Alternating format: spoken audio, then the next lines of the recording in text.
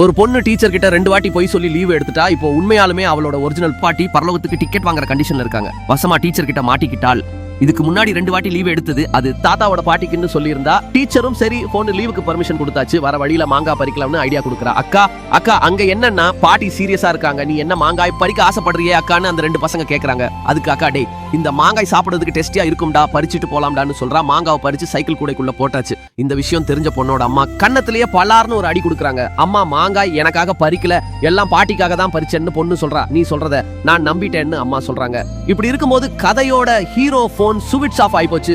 Charge போடுறதுக்காக அந்த பொண்ணோட சார்ஜர் எடுத்து ஹீரோ சார்ஜ் போட ஆரம்பிச்சிட்டான். அந்த பொண்ணு சும்மா இருக்குமா, ஒரு பொருள் எடுக்க இருந்தா அவங்க கிட்ட பெர்மிஷன் கேட்டுட்டு எடுக்கணும்னு சொல்றா.